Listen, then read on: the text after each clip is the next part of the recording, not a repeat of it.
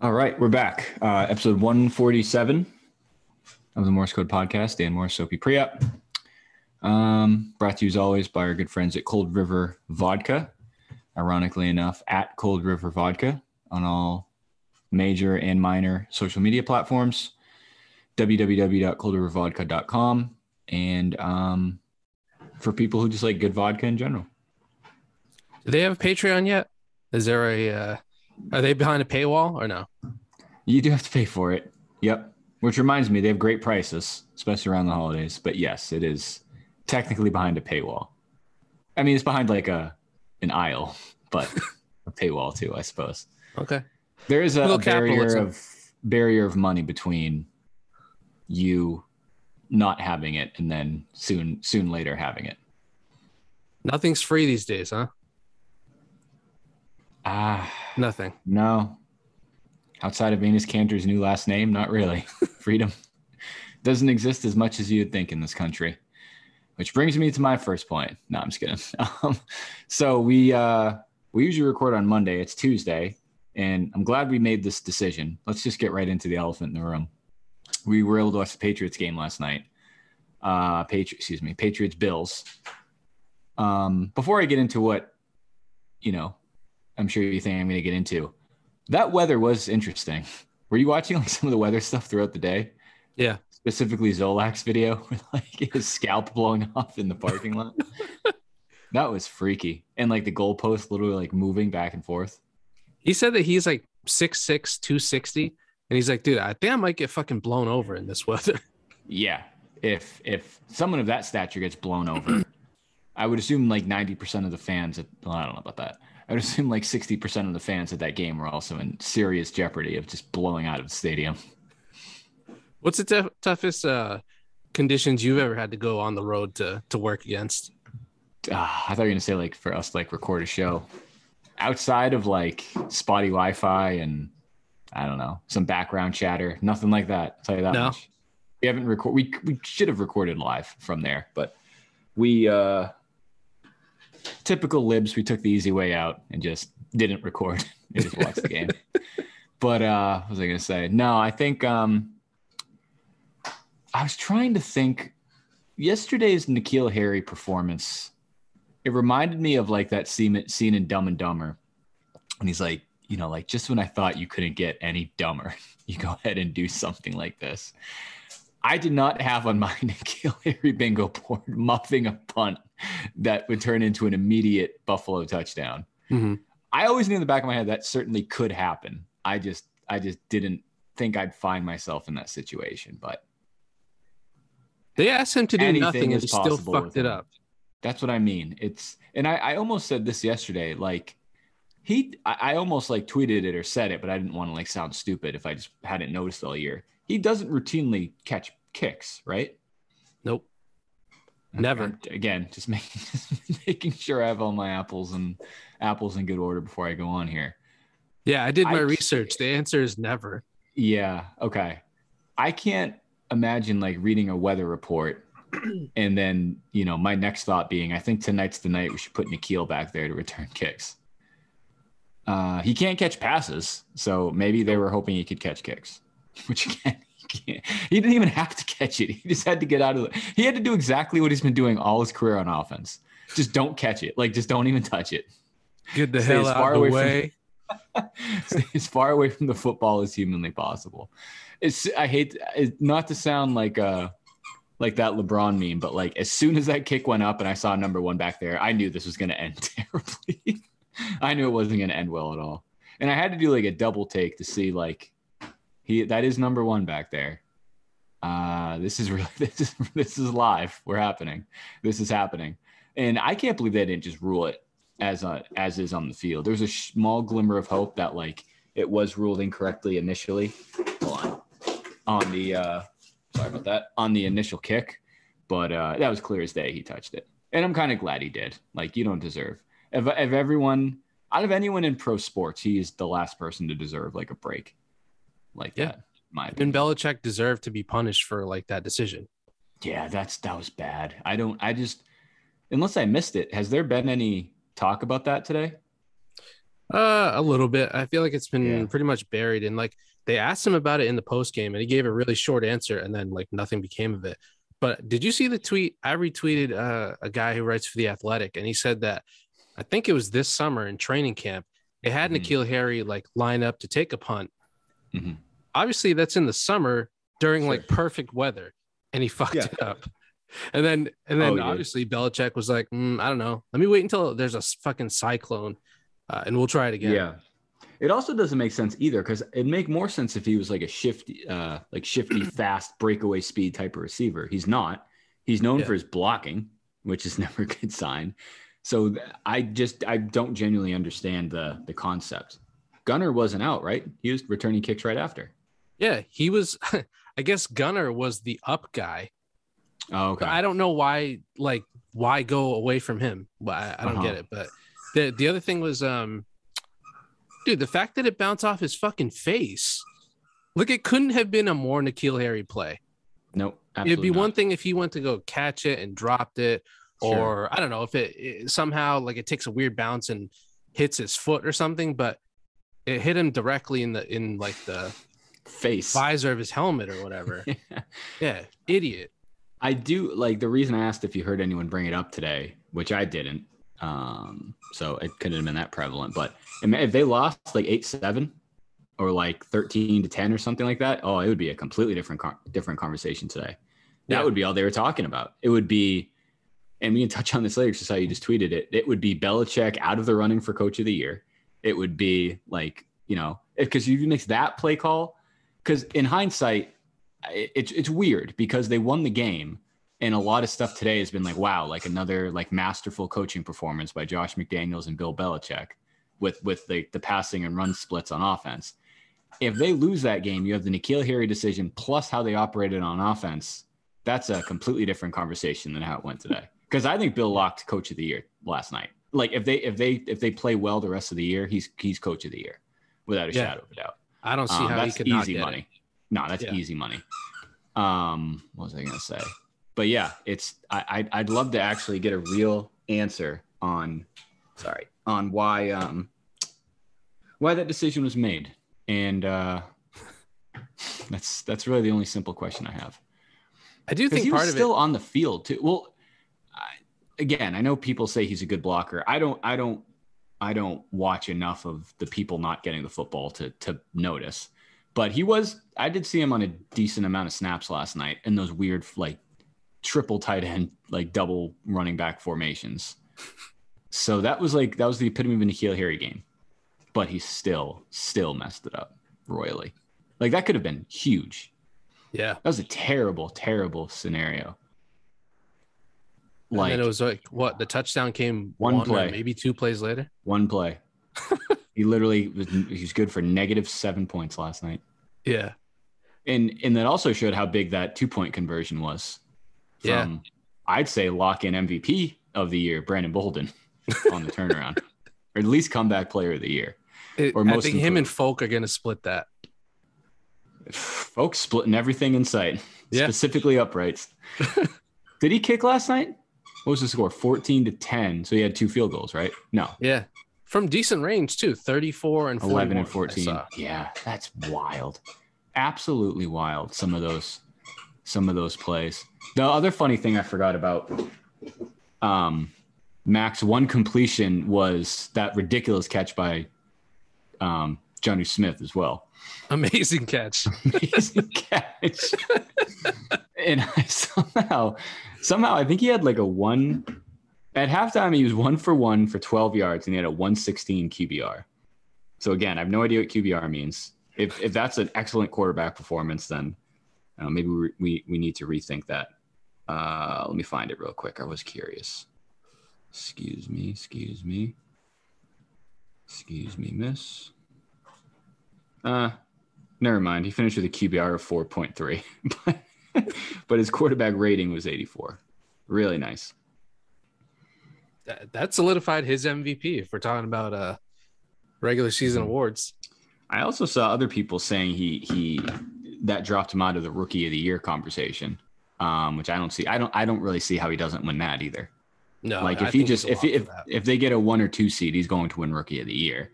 Because Jamar Chase would have to have like those 200. He'd have to have another handful of like 150 yard games. But that team's already getting irrelevant, I think. So yeah, it's interesting.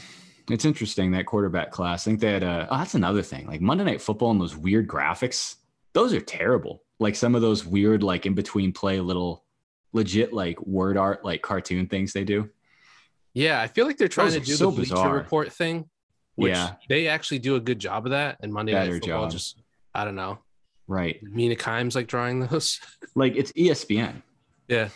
The self-proclaimed worldwide leader in sports. Mm-hmm. Those look like legit like mid-major like college things you'd see like on like the Jumbotron, like in between, or like minor league sports things you'd see like on the Jumbotron in between plays. It's the person who redesigned the UNH logo. That was his ticket into the big show, into the big leagues. Welcome to the big leagues, kid. But yeah, I don't know how much. Oh, this is what I pulled up. I'd like to actually run through this with you real quick. Your audience would like to take this journey with me too. So I tweeted last night. Again, I was frustrated. I was firing off some takes. I said Nkeal here is the worst draft pick of my lifetime. Like in at least in our teams that we follow. But then I really thought about it, and as far as drafts go, I think the two major drafts are NFL and NBA. Right? I still don't know how the baseball draft works. NHL, I don't know. But if you look just first round, I did first round the last 20 years. It's not even close. And this isn't even taken into account.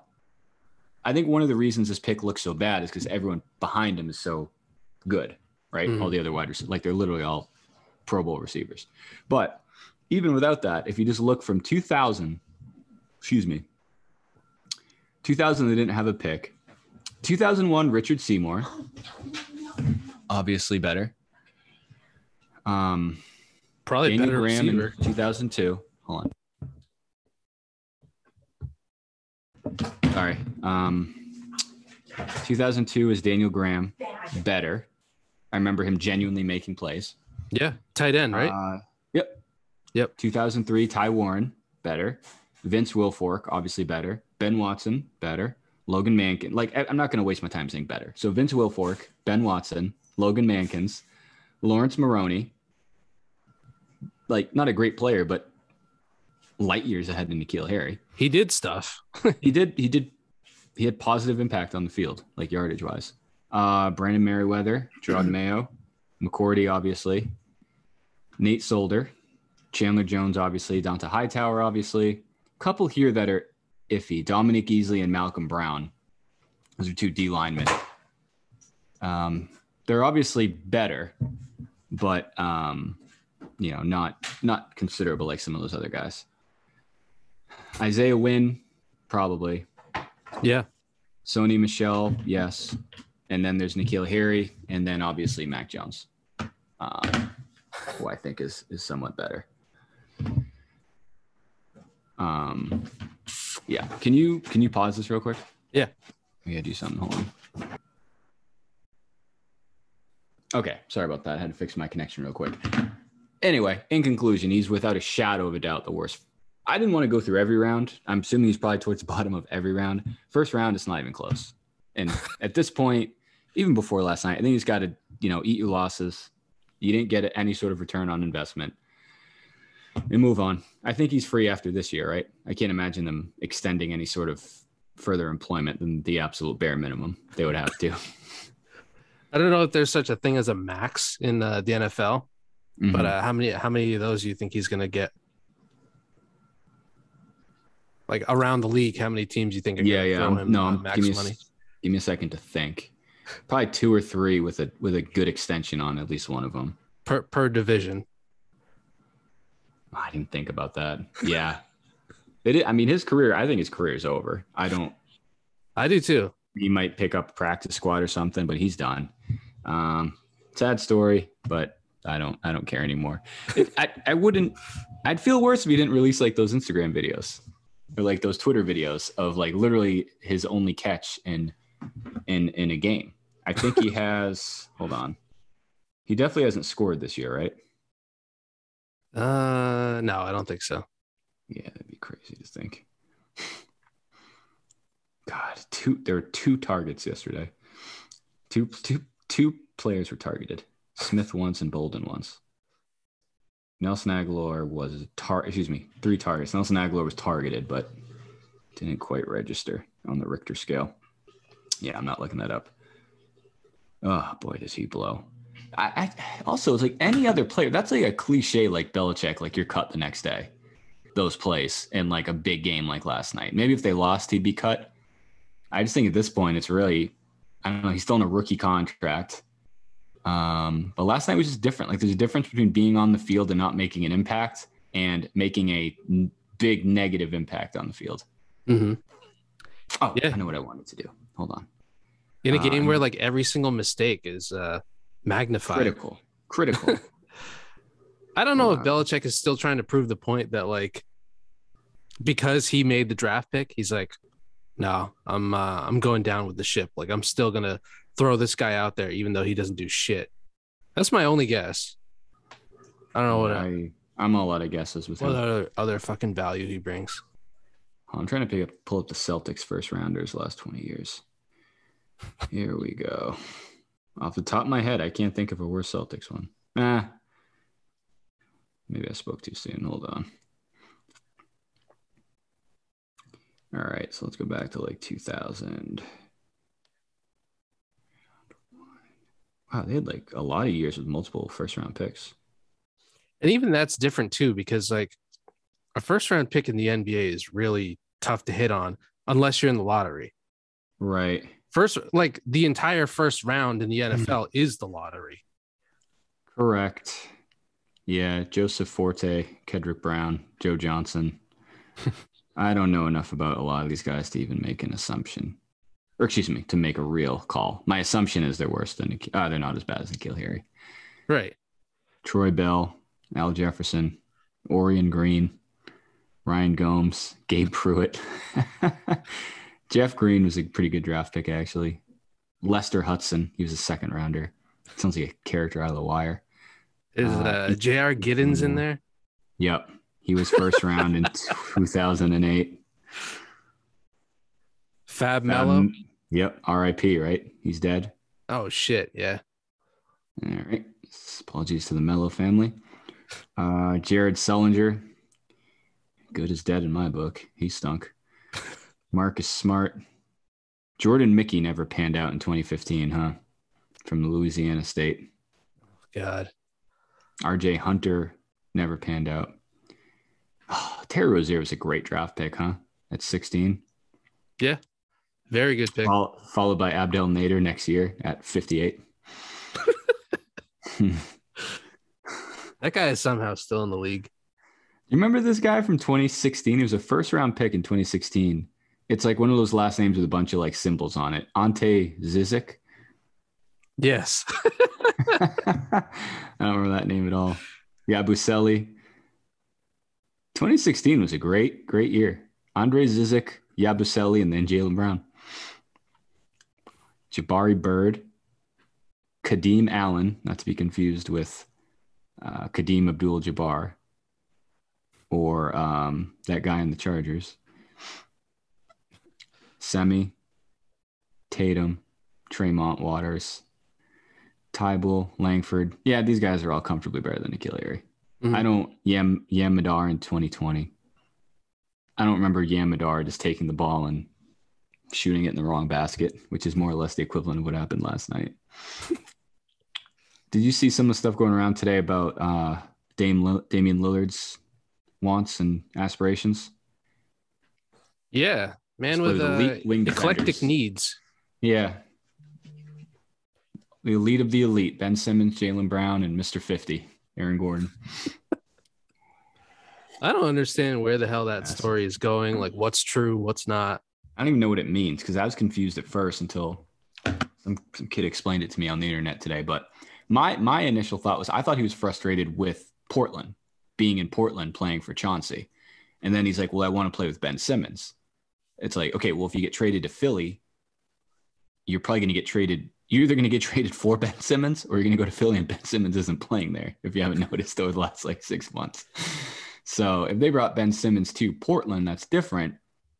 I'm not even going to, consider the Jaylen Brown or what's his name? Aaron Gordon. I could care less about. Jaylen Brown, I don't know how that would work. That'd probably be a lot.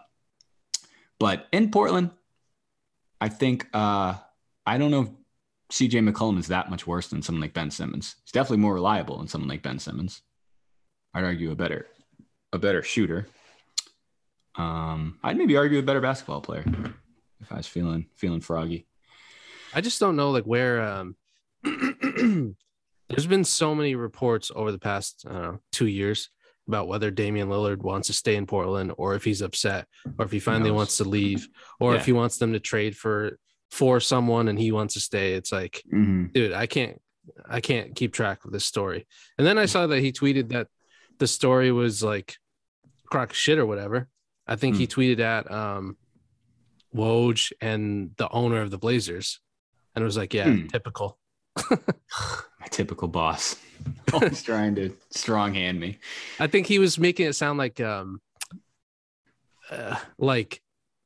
they had written less than favorable things about him, essentially. These rumors come from somewhere. I mean, they, like you said, he's been rumored about being unhappy for like 3 or 4 years. Mm-hmm. And then remember last year, the year before, was when he was at the game with LeBron, either like a WNBA game or like a high school game or something. Yeah. And then he went to the Lakers the next day. So I don't know. I mean, he's a good player. I think he's only like 30, early 30s. Yeah. He's definitely due for one more big deal on a contending team. And like the Blazers stink, like they're a contending team every year. And I don't think it's like, if you look at their last like handful of playoff appearances, I don't think if you flip out CJ McCollum for Ben Simmons, you're any further. No. Aaron Gordon, I'd probably argue the same thing. Jaylen Brown is kind of already playing with what you might say is a somewhat poor man's Damian Lillard anyway, in Jason Tatum. So I don't really know. I saw he's out tonight too. That stinks. Jaylen Brown. Yeah. Active to play in the Lakers game tonight, 10 p.m. There's nothing more annoying than reading the Celtics tweets about who's questionable, who's out. Doesn't matter. First of all, there's the like non-COVID illness, which I see all the time, and it's like, all right, so these guys are just catching colds. They're like sick. Yeah, it's middle of December. All the fucking time. I don't remember this being a problem in years past. Yeah. And then like Rob Williams, you have to check the injury report for him every fucking day. Jaylen Brown, I don't know when I don't even remember what the injury is. Whatever it is. I think it was his knee, right? He was limping in the Sixers game. Yeah. He didn't look right. And that looks like a true day-to-day type of injury, which I'm fine with. Like they beat Portland. He didn't play against Utah. I know they lost that game. Yeah, I think they're better off just resting him until he's good. I don't think they win tonight. Lakers are healthy tonight, right? I think so. LeBron's back. Okay. Yeah, I'll be. But I forgot they did blow him out in Boston. So that means they'll probably lose by 20 plus tonight. If they can just escape this West Coast trip, I think it's LA. I think they play Lakers and Clippers back to back. Yep. And then Phoenix. Oof. Do they have Golden State? Clippers tomorrow, Lakers tonight, Thursday off. Yeah, Friday is Suns. I thought they had the Warriors. Maybe it's Warriors at home. Hold on 1 second. No, the Bucks. Yep, and they go home to face the Bucks. This is brutal. They don't really have too many easy games in this month. I'm going to tell you right now. Who do they have on Christmas? Raptors? Are they playing on Christmas? Thought they were. Okay, Lakers, Clippers, Suns on the road, by the way. Come home, Bucks, Warriors. Now we're into December 20th. Sixers again. Sixers possibly Damian Lillard by that time, according to the sources. They get the Cavs, a game they should win, so they'll probably win like 4 or 5 of those tough ones and get blown out by Cleveland. Mm-hmm. And then it's Christmas. They're at Milwaukee on Christmas. So there's a big Jesus. fat lump of coal. At T-Wolves. T-Wolves, I'm going to call now. Tatum's going to drop 50, and they're going to win by like 3. Clippers at home. Jesus Christ. Get me out of this month. And then New Year's Eve, they have the Suns at home. This is a brutal month. Yeah. It's all like top 3 seeds besides that game with Cleveland, which in Minnesota, which I think are the 2 that most viable to lose. Yeah, this is make this is the season. Yeah, this is the season, buddy. 'Tis the season. Don't like how that's going. I didn't mean to switch gears earlier. Did you have any other takes from the Patriots game or the NFL over the weekend? Yes. More terrible football. Question about the dildo. Yeah. The famous Buffalo dildo. Dildo. Yeah. Was there one last night? No. Okay. Wind. You saw how windy it was. Yeah, that thing would have been all over the place. Sort of related to that. Like a plastic bag. I was just going to say, I feel like Belichick probably had the world's biggest morning wood, or I don't even know how he slept last night. No, just fully erect, knowing that he won a game with running and defense, and his quarterback doesn't get mentioned at all. Nope. The quarterback gets teased the next day, pretty much. Yeah. Yeah, that plus some of the Bills interviews were pretty cringeworthy. Yeah, like that Sean McDermott guy, he's creeping up towards like on Felger and Maz when they have the big boy and they talk about like biggest tool bags on the opposing team. He just looks like a very like one of those little angry men, little bald angry guy. He looks kind of like a poor man's Tom Coughlin, a younger, less red Tom Coughlin. Tom Coughlin couldn't have been on the field last night. That would have been an absolute. Oh no. Yeah. That'd have been a HIPAA violation to ask him to be on the field. Swept into like Lake Erie or something. He just like Flat Stanley just starts swinging around. I'll never forget that game at Lambeau. That's one of my favorite NFL visuals of all time. Tom Coughlin literally coaching through frostbite on the sideline in Lambeau Field in the middle of January. Holy smokes, that was bad. I felt so bad for him. That plus like that picture of the old trainer that Tyler posts all the time. Oh yeah. This guy. Hold on, let me see if I can find the Coughlin picture real quick. Tom Coughlin. Cold Packers game. I think they won that game. I hope they won that game. Oh my God. Did you see the video that PFT tweeted? Because he was there in pregame and he was watching the warm-up. Hold on. Let me see if we can catch that shade of pink. Oh my God. Face. Yeah. That is terrible. Prince Philip. Seriously. Prince Philip in the back of the limo. Oh my God. Oh, here's a nice piece. Coughlin has warm memories of a cold Lambeau night. That's a headline. That is pretty good. I want to take notes on that one. Takes one to know one. Boy, that was brutal. That was tough to watch. That was like watching a loved one on like a respirator. Just try to go through it. What an old prick. What an old fiery prick this guy was, huh? Oh my God. That guy was for someone that I feel like I could have whooped his ass if it really like came down to it. Still scary. It just and if you feel like that, I feel like an NFL player would even have an easier time with that feat. But probably just as scary. It's like a character out of Full Metal Jacket or something. Seriously. Do you ever think about that? Like, it obviously makes sense, like high school, maybe even college, like the coach like barking at their players and like yelling at them. Once you get to the pros, it's like, do you think it ever crosses their mind, like, I can just kick this guy's ass? Like, dude, I think about that with referees in NFL games. That too. Like, I could just knock this guy out cold, probably get kicked out of the league. But, like, I don't, like, who does this guy think he is? Coaches and referees have no protective equipment on them. Meanwhile, it's like, I don't know, fucking Aaron Donald without pads is already scary. But he could just swing on you and, like, put you through the 50-yard line if he wants to. Like one of those big, like life-changing calls, like the, what was I thinking? Like the pass interference in like the New Orleans, like Rams game. Yep. Like this is my trip to the Super Bowl. This is my last shot. I'm going to kill this guy. That's a terrible call. Like, you just altered my career trajectory. The Or Des Bryant. If any, yeah. I think he came close, if I remember correctly. I remember him like aggressively being held back on the sideline. The tuck rule.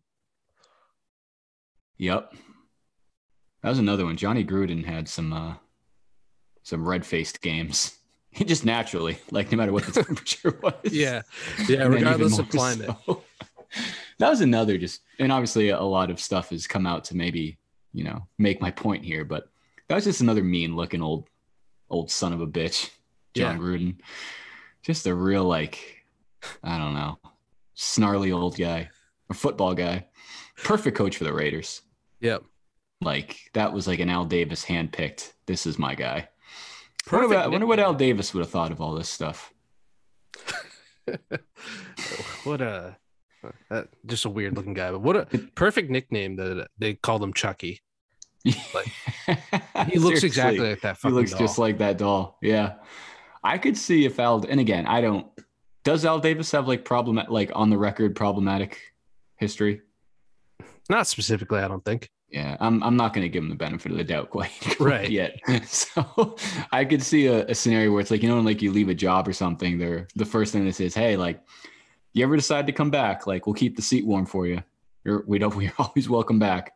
That's literally the last thing he would say to John Gruden as the emails were being read out loud in court. Or I don't even know. I don't remember how that thing turned out. Wasn't there a story that came out recently? Isn't he like fighting back? Isn't he like suing the NFL? Has that gone anywhere? I'm not sure. I think it's like still in the early stages, but okay. I think he's basically just saying like it wasn't necessarily they're correct in saying that he's a dickhead, but that they targeted him and no one else. I will say this: it's like he's not wrong. Technically, I agree. I do agree with that aspect of it. What he said was wrong, obviously. Yeah. I would find it extremely hard to believe that looking at what my understanding is, they looked at like every email ever. Like with an NFL, .com address. They literally said tens of thousands. Yeah. There's 0% chance those are the worst ones in there. And they all happen to be, from the fingertips of John Gruden. I would bet my life that cannot be the case. Absolutely impossible. I would also bet Bill has maybe not like, racial or anything, but he'd probably have some strongly worded emails from in the old sent folder. Oh yeah, especially Roger about Goodell. Yeah, I would agree. I still can't wrap my head around those emails. Like the whole scenario of just picking that platform to talk like that that person shouldn't be working that person shouldn't be working at a company who has a network server. You clearly don't know how to use it or like how it's meant to be used. Gruden would just be going on like Microsoft Teams and asking for nudes or something right now if he was still employed. Thinking it's a private chat. Yeah. Not figuring out how to like mute himself or turn his monitor off. I can just picture him like logging in, looking at like his inbox or his in and sent. It's just like one email here. It's like a reminder that there's bagels. There's bagels in the lobby today. And then below it, it's just take your pick. Calling Goodell a pansy or whatever it was. Yeah. Like right underneath it on the sent email. But yeah, right below the here's today's sales contest rundown. Yep, right under the old huddle. I also think good. Obviously those were bad. Sure. I'm sure that he had worse ones in there that they didn't show us. Because all things considered, too. I was like, you were able to put them on ESPN. PG-13. I agree. You were able to talk about them publicly on cable television. I would definitely agree. Because it'd almost be more interesting if there weren't, though. Because then he's like, you know what? This is my company email. I should tone it down a notch. I should keep this business professional. Imagine being the what the hell was the head of the Players Association? Was that DeMaurice Smith, or am I thinking of someone NFL? else? But he was one of the guys that was named because. Oh yeah. Basically, I think John Gruden said that he was like full lipped or something like that. Obviously, much meaner. But imagine being that guy and being like, "The fuck? Like, where did this come from?" I don't. Yeah, I that guy wasn't caught some expecting him to strays. be trashing the NFL like Players Association leader, Yeah. whatever. Yeah, that was very, very strange. I just thought of something too. I think the only other platform that would contend with a company email would be if this stuff showed up on LinkedIn somehow. You look at your notifications and it's like, congratulate so and so on the job offer.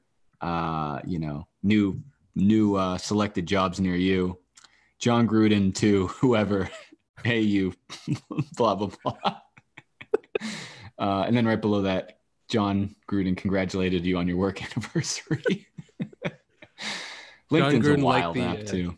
John Gruden liked the official Proud Boys LinkedIn page. Yep, John Gruden likes this. That's always a tough one. I'll see a handful of those sprinkle their way into LinkedIn every now and then, like just clearly things that don't belong on LinkedIn, where it's like I didn't need to know that about this person. Dude, have you not to like completely digress this? Go ahead. Have you noticed like how many stupid posts there are on LinkedIn now where it feels like people think it's Facebook? It's like, oh, it's blue with a white background. This, I guess I can just say fucking anything at this point. Yeah, I thought you were going to say more. And I see this on Twitter all the time.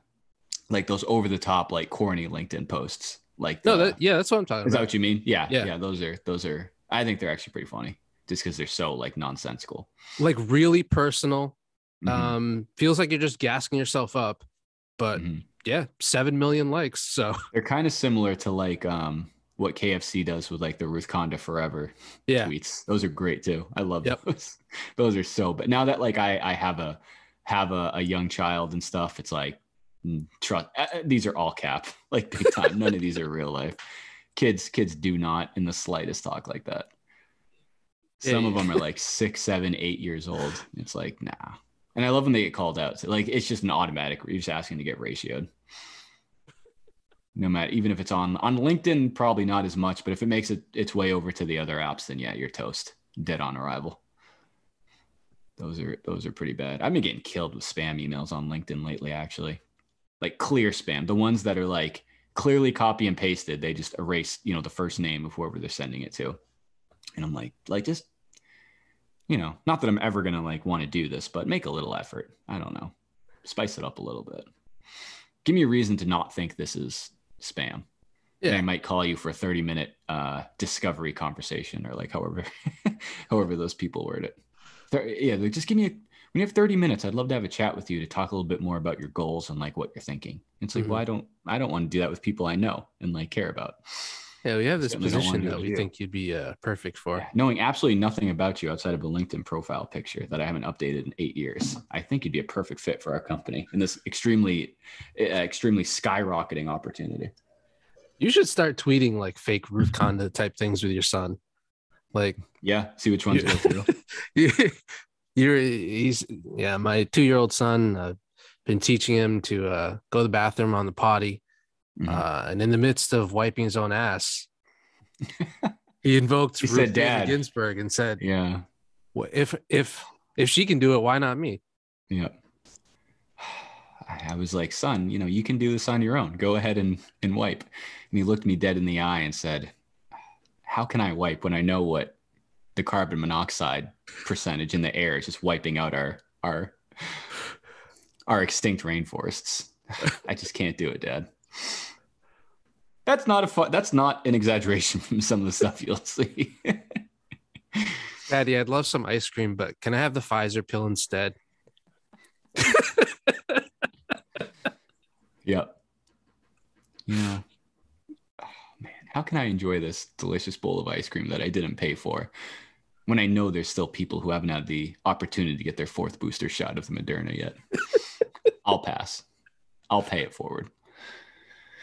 Yeah, that's a weird segment of life. Because the worst part, like on a more serious night, the worst part is they know like the kid's never going to see it, never going to be able to have any interaction with it. It's obviously just people trying to get clout for being weirdos, I guess. Like, I don't know what the end goal is of saying something like that.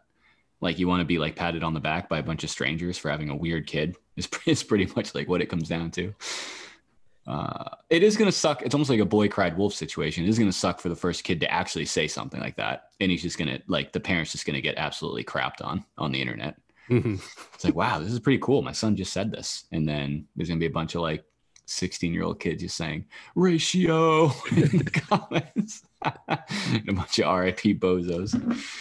Oh, that's a tough one. Tough look all the way around.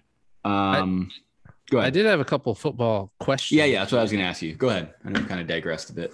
So I had two questions. The first one is, you having played football before, I know you weren't a quarterback, but if you could put yourself in the shoes of a quarterback, I have. Would you have been pissed with the play calling last night, even winning the game? Would you feel offended? Like if I was in Mac's specific position?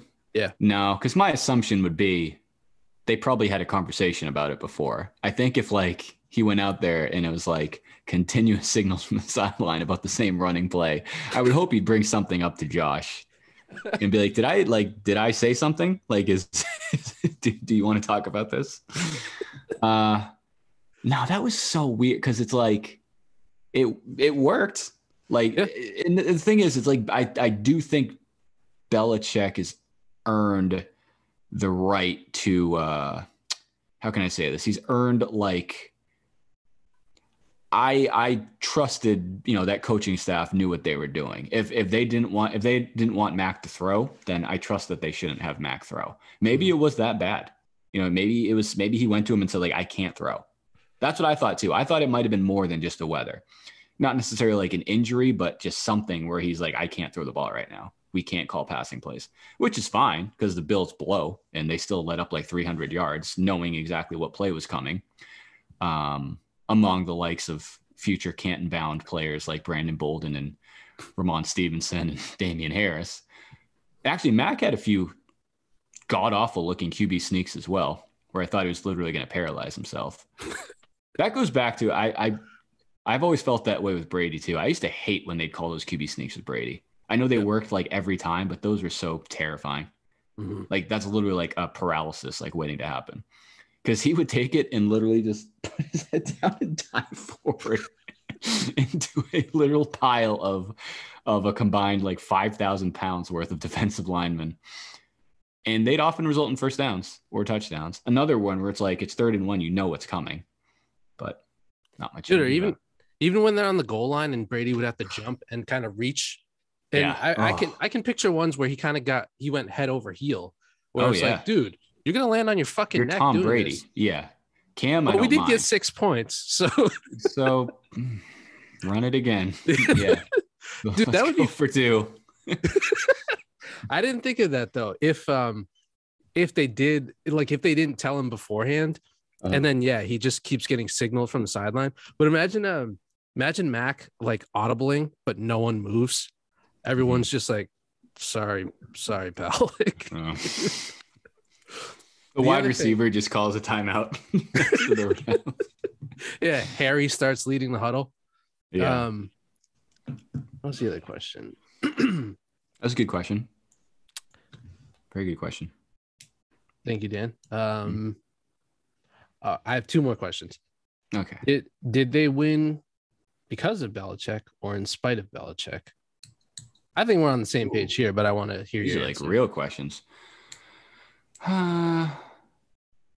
No, it was, I would say, because like if it was like 1 or 2 maybe drives where they did that, they did the entire game. So they're doing it for a reason.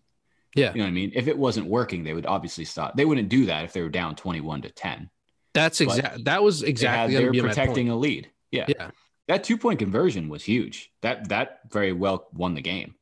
Yeah. Because they knew at the end of the day, no matter what, we have this 1-point conversion. If we can just pace with them, we're going to win. So yeah, I thought it was fine. It was boring as hell. Like I wouldn't watch that. If that wasn't a Patriots game, imagine how terrible that game would be. If that was like Jags at like Jets in New York. Oh my God. Because the other thing is like, at least I know it was snowing a little bit, but in a full-on snow game, at least it's kind of entertaining, even if you're neutral. Oh yeah, because you can see it. But when it's just straight up wind, it's like, no, this just looks like they can't fucking do shit. So correct. We can't. You didn't notice till you had these angles were crazy. The outdoor angles, like looking up at the lights, was literally just sideways snow for quite a lot of time. So that's what I would say as well for question number 2. Yeah, I feel like if they hadn't started the game like scoring the first touchdown of the game, I don't think it would have gone that way. I think No, definitely not. You couldn't would have had justified Mac that. pass. You would have had to throw, or you'd have to dial up some crate. They didn't use any trick plays or anything yesterday. They used like 3 plays. Oh yeah, I'm a big halfback dive left guy now. It's a great play. It worked very well. Dude, those are some pretty good tweets where it's just like a screenshot Yeah. of Josh McDaniel's playbook, and it's just Yeah. HB dive left, HB dive right. Yeah. The last question was that Miles Bryant penalty one of the worst you've ever seen? Like a bad call. Yeah, the unnecessary roughness. Yeah, it's ridiculous. It was. What the fuck is he supposed Was to it actually unnecessary roughness? Yeah. That's great because that's the epitome of a necessary play. If he didn't do that, he would have gotten a first down. Yeah. So I don't quite understand how we went from one end of the spectrum to the other. That was like, yeah, I get it. You're protecting the quarterback, quote unquote, but it's like, dude, he was about to reach. Well, he was out in bounds, get the mid-air. first down, and he was in the air, and also he basically like touched him to shove him out. He didn't like wait until he landed and then like drive him into the ground. Yeah, he pushed him out of bounds. Yeah, that was pretty bogus. It's almost like if that excuse me, I just thought of this. The chase down block on Iguodala, the LeBron block, if they called that like a technical. Like, well, he was going to like make a layup. What am I supposed to do? Yeah, you're being a little too emphatic with your blocks, LeBron. Yeah, I had to extend my arm to put a barrier between the ball and the basket, aka play defense. Yeah, that was pretty bad. I was getting the sanctity of the game. Yeah, I was getting a little nervous. Some of those last drives were pretty nerve-wracking. It just had like, I remember it was like, I remember vividly or specifically, it was like 4.5 minutes when they were down around like the 30, maybe even inside the 20 with a first down. Yeah. And I was like, here we go. Like, this is how it's going to happen. But again, that's why that 2-point conversion was so huge, because they couldn't tie it with a field goal. But that also made me more nervous because that meant they had to go for it on 4th down too. Well, I figured they'd go for it on 4th down, but yeah, that was a great defensive stop. A good, one of your favorite sayings, good example of bend, don't break type of defense. There were a couple plays when Josh Allen like extended the play, and I was just like, the longer this goes, we're either going to get something that pisses me off, like play wise, or it's a penalty. Like, did he throw a pick? I know he did. What was the pick he threw? I can't remember it now. Maybe he didn't. No, they had a fumble, right? Fumble. Yeah, I don't think he threw a pick. Okay. Surprisingly. I don't think he played terrible. No, I thought he threw it. well. He had a pretty normal, I would think a pretty normal, normal game as far as pass attempts. He went, 15 for 30 for 145 yards, 1 touchdown. Yeah, he played fine. That's why I was pretty nervous on those last couple drives. I was like, they're with guys like Diggs and Sanders and I guess Cole Beasley, there's a threat to get in the end zone if you have a handful of drives in that area. And that's one of the other things I remember McDermott was bitching about in his press conference. They remember he's like, if you told me before the game, like, the Patriots start at their 20 and we'd start at our 40, I'd feel pretty good about it. It's like, okay, but you realize if you don't take advantage of that, that's a negative look on your end that you had the advantage and you still lost relatively comfortably.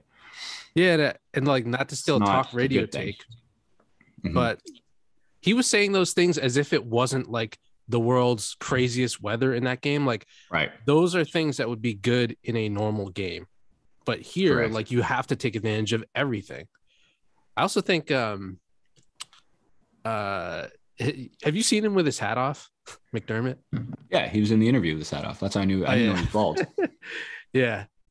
You said he looked like Tom Coughlin. Tom Coughlin. I saw someone write that he looked like Bill Burr, which I can see. Yeah. He also reminds me of Brett Garner on the Yankees because he has like a penis-shaped head. If we have any local listeners still listening at this point, he reminds me a little bit of an older Brian Norman as well. From Christensen. Oh, yes. a bald, angrier Brian Norman. Yeah. Who looks very much like Bill Burr, who looks very much like Tom Coughlin. So one and the same. If Brian Norman is listening to this, he could play Bill Burr in a biography, whatever. Or vice versa. if they do a documentary. Oh yeah, that's true. What am I saying? I have a question for you. How do you think, I guess, consider this game, just how it went down? How do you feel about the rematch in a couple of weeks in New England? I don't think the Bills have a chance. I think Patriots smoke them. Yeah. After how that game went, and also after all these bullshit like press conferences, I think they come in and just get killed because they're ideally going to be able to throw the ball more than 3 times. Mm-hmm. That's an ultimate like gut punch. And they talk about this on the radio all the time too. Like the Bills had every reason last year to think like we have a pretty decent window at the AFC East that was just closed last night in their home stadium. That's a tough one to get over. Yeah. I mean, they knew exactly what the Patriots were going to do, and they couldn't stop it with either running back. So, yeah, I mean, like you said, Patriots called 3 plays the entire night and dominated them. And that really was Belichick. Like, that was for a lot of that was psychological, I think. Like, they probably could have called other plays, but he's like, I'm just going to keep calling this one play and fuck with this guy across the field. That was as much influence as a coach can have on a game. I'm saying from Belichick's perspective, where it's like he decided not only that he was going to beat you, but like exactly how he was going to win and win on his terms. That was surgical. Yeah, that was pretty incredible. Another thought I just had was a big story outside of the weather, because we didn't know about this weather till literally like yesterday morning. Another big story was Tre'Davious White being out. They're all-pro cornerback, and they threw the ball 3 times. Like, it wasn't even like an issue, which is so good. So now, again, they can throw in a couple weeks or a few weeks. Oh, that's our news story. They finally have their bye week. Literally mid-December, they get a well-deserved week off and then have to go play prime time at Indy. Yeah, now in hindsight, that bye week couldn't have come at a better time. Yeah, this is sick. What a great call. What a great time for a week off. Mm-hmm. Recover from a terrible weather game. A couple guys got banged up. This is a perfect time for bye week. They're the number 1 seed going into the bye week. Little breather, and then you have a month of games in the playoffs. Who do you think on Indy? Which all-pro Indianapolis Colt is going to get put on IR between now and next Saturday, do you think? I think Wentz is going to get like decapitated or something. Oh, yeah. What are we saying? Yeah, it'd be the running back. Someone will. Whoever their best player is at the time will not be active. Because I'm trying to think. Tre'Davious White last week, Derrick Henry the week before. Who else have they missed out on? Cleveland didn't have either running back. Yep. That is like just a weird, like inevitable thing. I'm sure Belichick has something to do with it, but that is just a weird trend. Seriously, if something happens to Jonathan Taylor or Carson Wentz, that's going to start to get a little freaky. Yeah. I'll take it, but it is going to get a little weird. It's without fail. Yeah.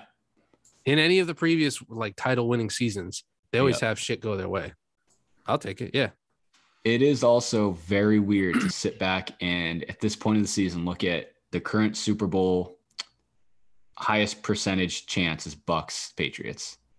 Like if that happens, I thought last year Brady winning was like you can't write this type of thing.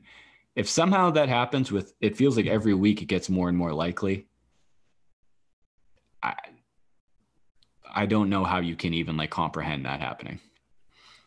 Especially with after how last year went in New England. Yeah. And how the beginning of this season went. Really. Part of me wonders if like I'm sure Brady was watching the game. I wonder if he's rooting for the Patriots to get there in hopes that he gets there to face them. Or if he's like, no, I fucking hate Bill Belichick. I hope he goes 0-17, like from this point out. I don't know. I think if the Patriots make the playoffs, I mean, I'm sure he'd be okay with that matchup. I think he'd do well in that matchup, to be honest. I'd probably take the Bucks if they played right now in the Super Bowl, just because that is a lot. That is a lot for a young rookie quarterback. I can't even imagine like where the marketing would start. They'd probably start the pregame show like the Wednesday prior and do like a 800 hours straight of coverage. Oh, that's the other thing I wrote down I wanted to mention. Have you watched Man in the Arena yet at all? Any of them? I haven't. No, me either. Last night they were like trying to push and do commercials for the 2008 Super Bowl. I will never watch. I have no desire to watch a documentary on the worst game of my life. I had to watch as a fan. I don't think I'm interested in that.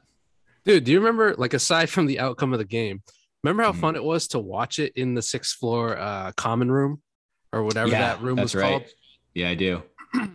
Oh, that was bad. I forgot about that. That's right. Yep, I'll probably skip that one. Might skip the other Giants one. Yeah. I might watch the Philly one just to see if they talk about Malcolm Butler. If they don't, I'll skip that one. And then probably skip the rest of them respectfully afterwards. I might watch it in like 10 years. I have no desire to watch it right now. Yeah. I keep seeing clips, and every clip when they're interviewing Brady, he's just saying things I've already heard. And he's always on guard, and he always gives a scripted answer. He's never like candid.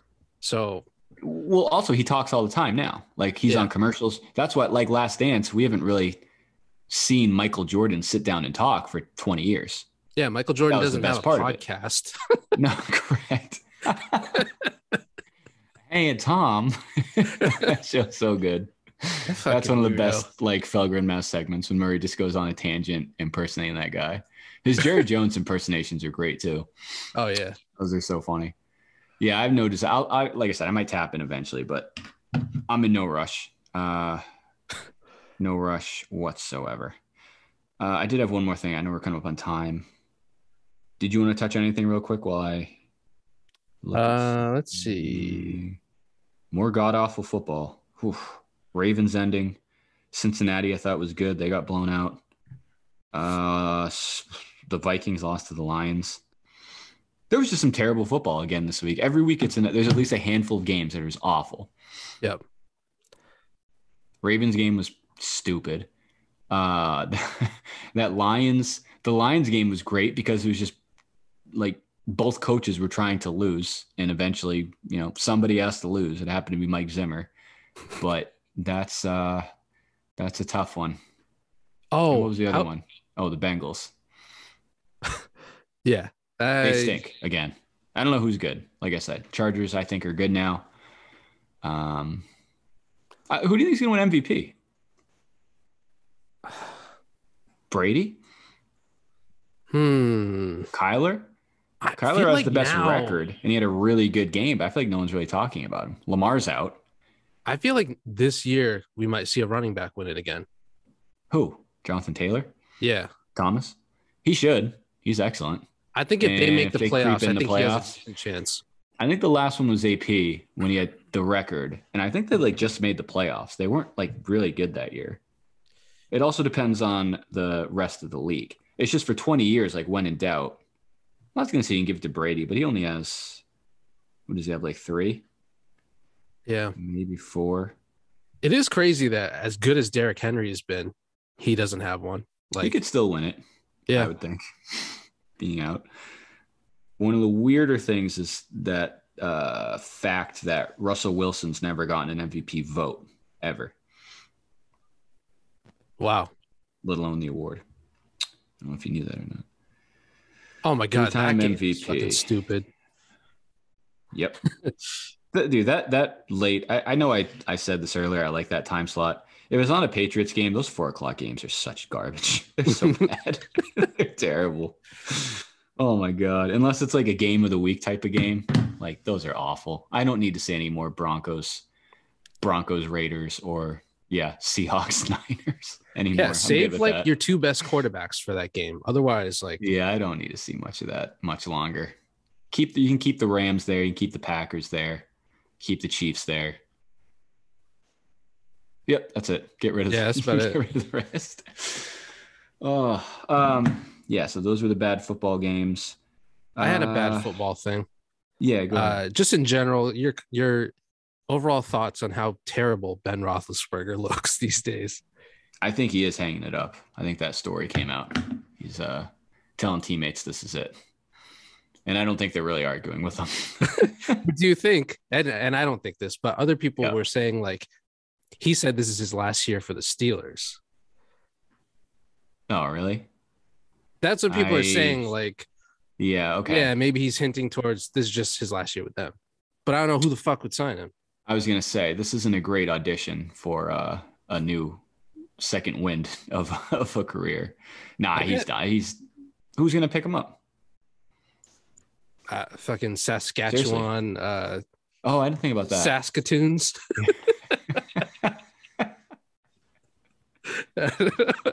Sask Nation. He gets like the My Next Chapter cover going to Sask Nation. Nah, he's done. He won't go anywhere else. I mean, he might want to, but I don't see that happening. No one's that desperate. I mean, he's never been one to adhere to someone saying no. Yeah.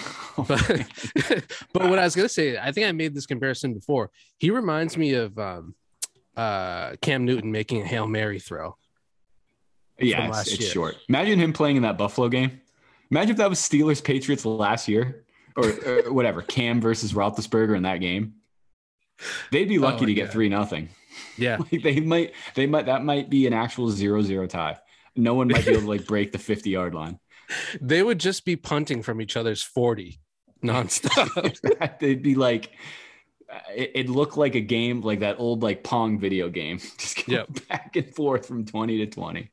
Holy smokes! You couldn't pay me to watch that garbage. Remember last week we were talking about like going to a live game. Yeah, last night's the epitome of what I was talking about. You couldn't pay me to go to that game last night. Yep, that actual game, like Patriots at Bills, even if I knew how it was going to turn out. Absolutely no chance in Christ. I was thinking that too, because like imagine even if you lived in Buffalo. You get home at 4 a.m. if you lived in Buffalo. You probably have frostbite. Did you see the video that Big Cat tweeted of himself just like shirtless in the Yeah, he looked terrible. Not good. I don't know how he where was I would like to be. Don't know that he wasn't, to be fair. I just remembered this. Did you see it might have been the first punt of the game last night from Jake Bailey going from right to left on the screen? I think so. What about it? Well, I want to say where he was probably around the 20. Yeah. The cameraman was like so confused because the football went out of frame as it went up. And then all of a sudden the football was just on the sideline, like 15 yards from where he kicked it. It just disappeared. And then all of a sudden it was like back on the same side. Some of like the throws Allen made, you could tell like you shouldn't be throwing in this weather. Yeah. Like he missed Diggs on a couple. He had one beautiful throw to Diggs on the sideline, I remember. But most of them, it's like golf. Like it's hard it's a whole different, strategy to what you have to do. And I'm sure it was a joint decision, like Mac and Josh talking like, hey, do you feel comfortable doing this? And he probably said no. And eventually they realized they didn't have to. So if it ain't fixed, don't broke it. If it ain't broke, don't fix it. Final thing for me.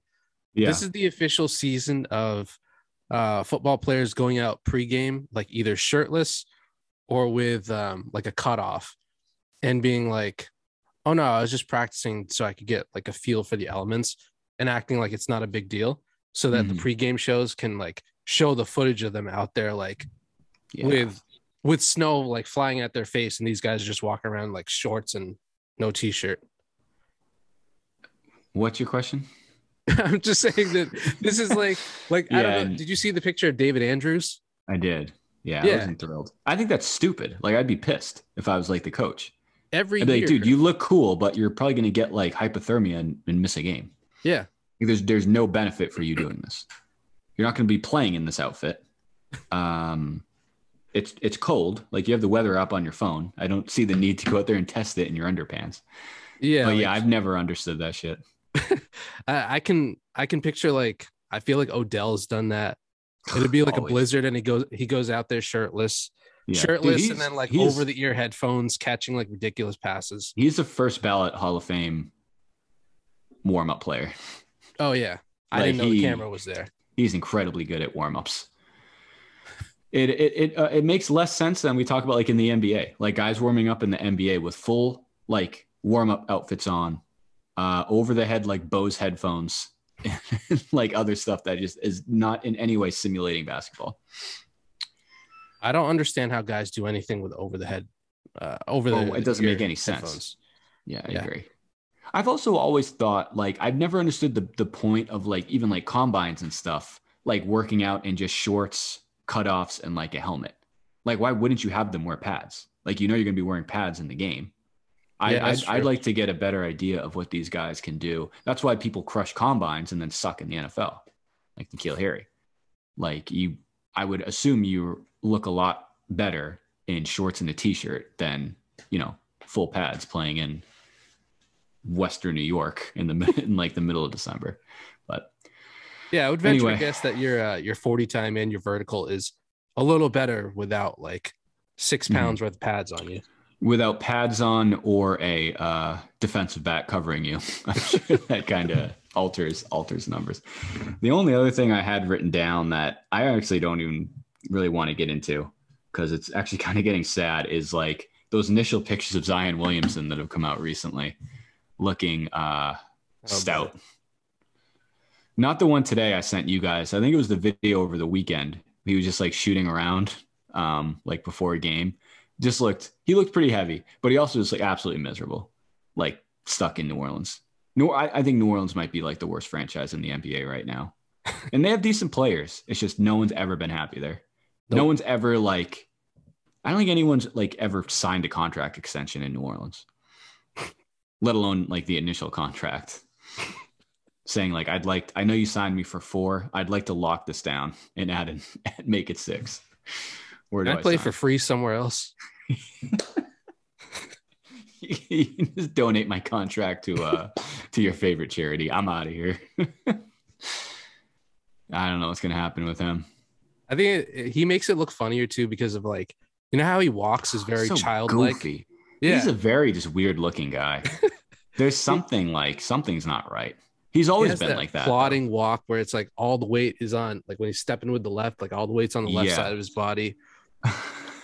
It's weird. It's a funny visual, but I do feel it's weird for someone like playing basketball. Looks like one of the more athletic people I've ever seen in my life. Yeah. Not playing basketball, polar opposite. Looks like one of the most unathletic people. He looks like Carl Winslow when he's not playing basketball, and he looks like Hakeem Olajuwon when he is just a Chicago cop. It's tough. Just a run-of-the-mill Chicago cop. Did you see the video that nice 4-bedroom house, couple of kids, coffee and a donut in the morning, and home by dinner? Shitty neighbor, world's most annoying really annoying neighbor next door. God, you think about it, like what a stressful job for Carl Winslow to work full time and then have to come home and just deal with Steve Urkel full time around his work schedule. What an absolute just pest. Yeah. Constantly hitting on your daughter, constantly getting your son into like shenanigans he shouldn't get into. Yeah. Hitting on your wife and your mother just like nonstop. God, that guy was just in the inner depths of hell 24/7. Imagine like Carl going from like, you see what's going on today, like going from like a shootout or like a high speed chase, like on the news, to come home to see Steve with like some like contraption in his backyard. Like yeah. Steve's knocked out all the power in your house. Comes home to see like Steve have a robot in his living room, just knocking over like vases and like pictures. No wonder that guy was on edge. Like, no wonder those two didn't get along. Like, what did you expect to happen? Oil and water. I can't believe that was like a biographical show. It was a documentary, I'm pretty sure. Now that I think back to it. You do know, like, originally Steve Urkel was supposed to just be like a one-time, like small character, and obviously stole the show. Great character. That's crazy. He is that is a good show. That like Steve and Carl is a very slept-on like TV relationship. Mm-hmm. They're incredible together. You know the one. Have you seen the one where they're like the hot air balloon? It's a classic, like that's a cliche scenario. Like Carl comes home from work and for some reason Steve gets him in like a hot air balloon. And like he keeps hitting the button to let it go lower, but it keeps going higher. Just like typical Family Matters shenanigans. But just surrounded by chaos at all times. Anyway, Zion, yeah, not on a good trajectory. Did you see the video that Nick's Tape Kyle posted of him today, of his like his 1 year at Duke highlights? I was just like, oh fuck, I forgot. Like this guy was a video game character. Yeah, a lot of it could come down to that injury when his shoe exploded on live television. and that was just kind of swept under the rug. Remember that? Paul George was like a dead man for like 2-week period. Yeah. People wanted him dead in his shoe company. That's always weird to me. Like, obviously those guys are much bigger than us, but yeah, I've never seen anyone at a pickup game go through their shoe. And I've seen that in like a college or a pro game at least a handful of times. It's really weird. But and those are supposed to be like the best shoes. Yeah. But dude, there were so many blocks where his head was like colliding with the square on the backboard. Mm-hmm. Yeah, he had one. I remember one from I know what video you're talking about. He had one. It was he ran out to help on a three and just a corner three and just like knocked it into the fifth row. That might have been the most impressive one on that tape, because most of the time you don't block that shot, or like you can't. Yeah. And you definitely don't get to like swat it into the 10th row if you do right. land on it. If you're lucky, it's like that Rob Williams block against the Sixers. Like you get there, you get a fingertip on it. Yeah. And that might change the ball a little bit. He left from under the basket when the guy had the ball in his hands, chased it down and knocked it into the 5th row. And that's also one of the funnier things that goes around about college sports. I think that same Kyle kid tweets it often. It's like with like these D1 programs, it's like there's scenarios every week where Julio Jones is being covered by someone who's going to be like an accountant in like 3 years. like in D1 sports. Same with basketball. Like when there's inevitably like a Duke at like Colgate game like every year where it's just like, what are we doing? Like who scheduled this? Why? Yeah, these kids really don't deserve this. I remember for some strange reason, like obviously I grew up near Dartmouth College. About like 20 years ago, they were able to get UNC on the schedule. And obviously they fucking packed the place. Yeah. I'm pretty sure they got their shit pushed in by like 30 points. And it was like, dude, these guys aren't playing the same sport as you. Like, no. Why did they agree to this? No idea. It's like UNH at UConn when we were there. That got pretty ugly, I'm pretty sure. And UConn's not UNC. So yeah, I don't know. All right. We can get rolling here. Anything else before we sign off? That's it for me. Cool. All right. We'll see you guys next time. Peace.